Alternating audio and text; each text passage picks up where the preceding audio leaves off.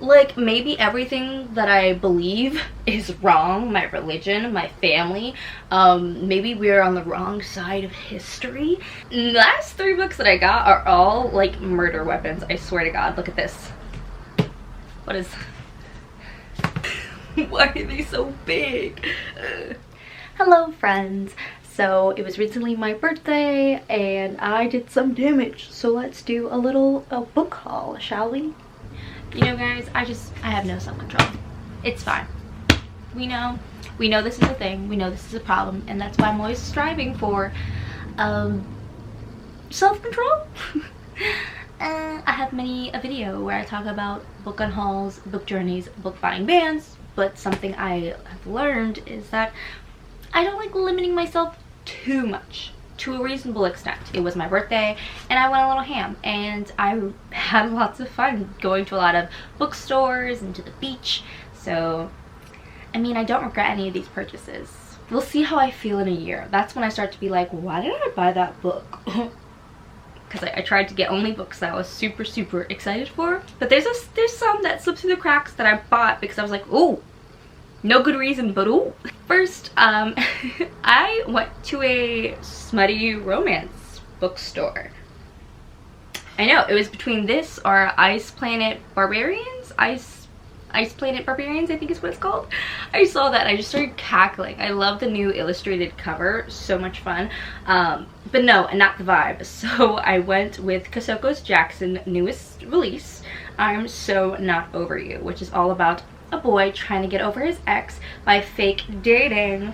Ooh, sounds really good, and I do like Kasoko Jackson's writing. I actually have another Kasoko Jackson book in here, but this is probably the one I'm least excited for just because it is an adult romance. But look how cute this bookmark is. Okay, the bookstore gave out these cute little bookmarks, and then it says read me at the top, so it pokes out like read me, read me. Love that. Let's check out the first sentence. 1. The first rule and only rule of getting over your ex is not to answer your ex's messages. Very important, kids. Very important. I am still very excited for this, but this is probably not going to be a recent read. I'll probably read that in a couple months when I'm feeling in that smutty mood, that once upon a smutty time that happens very rarely for me.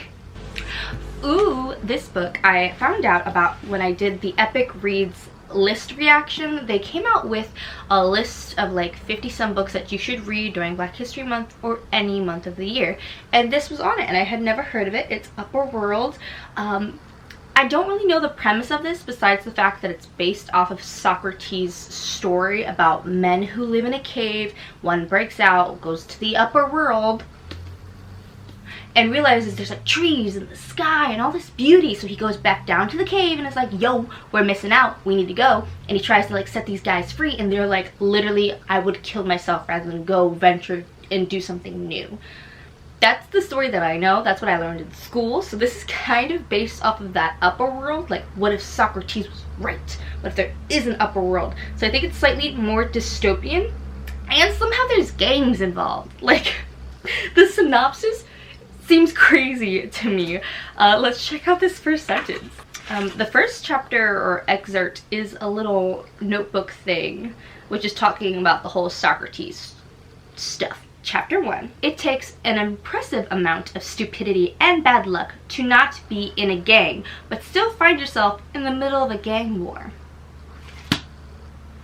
That is a impressive first sentence. Let me know in the comments after watching the video what first sentence is your favorite out of all of these books. So far, that was a great first sentence. What amount of stupidity and bad luck to get mixed up in a gang war when you're not even in a gang? A lot of stupidity, apparently. This other Kasoko Jackson book, Survive the Dome. Dome? I think it's Dome. This was actually sent to me. It's an ARC. It comes out later this March, so it's not available currently. And I'm hyped. There was this like a sci-fi dystopian world. I really don't know too much about it. It's supposed to be like The Hate You Give meets Internment. It's supposed to be like thrill-inducing. We're stuck in the dome, which is Baltimore, and the police are like attacking people, and this guy's trying to live his life. You know what I mean? It sounds intense, and I'm here for it. Oh, there is content warning for some police violence, slur. Oh, Okay, I'm ready now. Let me find the first sentence. So we have prologue and then 6 months later, chapter 1. Today's the day everything changes. I mean, you know, a classic first sentence, not my favorite, you know what I mean? But I'm still excited to read the heck out of that. Especially sci-fi. I'm trying to get more into sci-fi. I will say adult sci-fi just is chef's kiss recently, you know?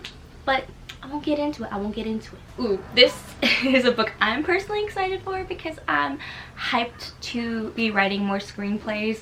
Just something, as an actor, I read so many scripts all the time. And I have so many ideas for my own rom-coms that I want to write. So, my parents got me for my birthday writing the rom-com. And this also analyzes a lot of different rom-coms that are out, like 500 Days of Summer, When Harry Met Sally. So this is going to be very analytical, diving into what makes a meet cute cute, things like that, and I'm very excited for it.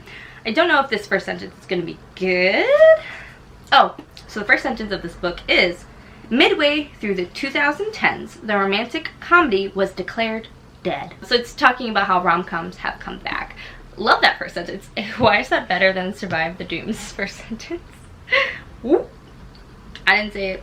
You said it. You thought it first. Next we have Just Kids by Patti Smith, which is a book that I saw basically Brit talk a lot about. She referenced it a lot to like Daisy Jones, where it talks a lot about music and culture and New York City and being a young adult during this crazy time in your life when you're becoming well known for your music. And Patti Smith is an actual musician. Oh, and there's a blurb from Johnny Depp. That's really cool.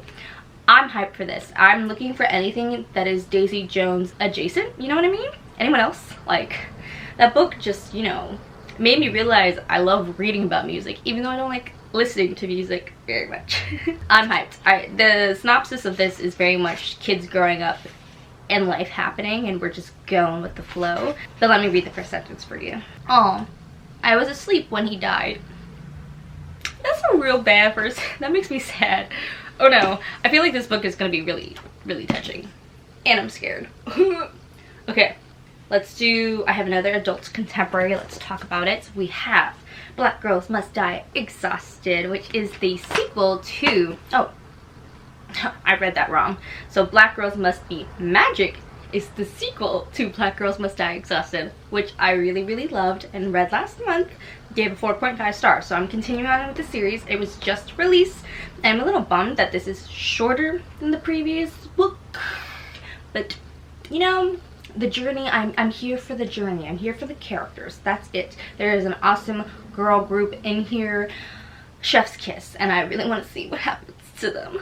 I actually can't read the first sentence of this because it is a sequel to the story. Sorry, I was about to read it too, and I'm like, ooh, spoilers! The last 3 books that I got are all like murder weapons. I swear to God, look at this. What is, if anyone breaks in, I can totally defend this house, you know, just like one at a time, just chuck. Why are they so big? Let's start with this honker. Priority of the Orange Tree, which is a standalone fantasy. I believe it's still standalone, and Samantha Shannon might be writing more books in the world, but this should be a standalone if I do remember correctly. And I really want to get more into standalone books and not have freaking 4 books to read. Talk about that later. But I'm very hyped for this. I've heard it's sapphic, I heard there's dragons. This has been on my list for a very long time, but it's like a real expensive book, you know, hardback, beautiful, huge. So I've been like, I don't want to buy this. So for my birthday, I was like, Mom and Dad, please buy it for me, thank you. Oh, and there's a queendom in here. How fun. Okay, let's check out the first sentence. Stories of old. And there's like dragons and stuff. How cool. We love maps. I saw an angel come down out of heaven, having the key to the abyss and holding in his hand a great chain. That's out of the Stories of the Old. That's not really the first sentence. The first sentence is, the stranger came out of the sea like a water ghost, barefoot and wearing scars of his journey. It sounds very like fanciful.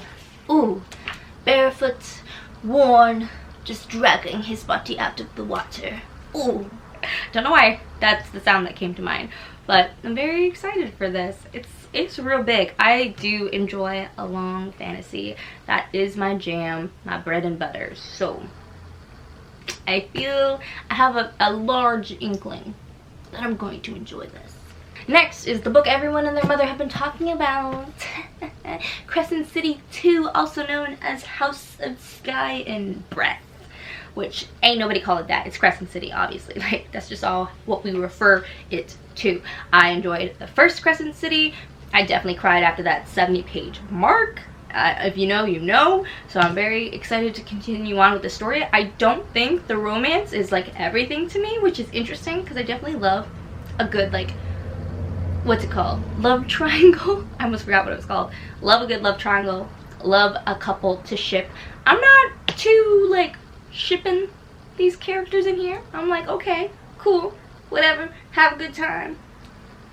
I'm here for the world. I'm here for the mundane. Ooh, what's happening in this nightclub, who's trying to get assassinated, what's this police force look like. The world is just really nifty to me. That's why I really enjoy it. And if you love a really long, drawn out story, it's for you too. Okay, next, and I highly recommend this series, especially if you love Crescent City. No one is talking about this dang book, even though it's so amazing. And this is actually the 4th installment. So yes, there are 3 whole books in front of this series, or in front of this book, and this is like a 600-page book. It's a hefty book. The 4th installment is called The Demon Tide. You know it's getting real. But the first book is The Black Witch. I do have it. Let me just grab it. I have all 4 now. I'm so excited. I believe the first installment is just around, yeah. Oh no, it's still 600 pages. 588. I enjoyed this book. At first, I was just like reading and then halfway through it really hit me. It was like, boom, the plot really picked up and everything.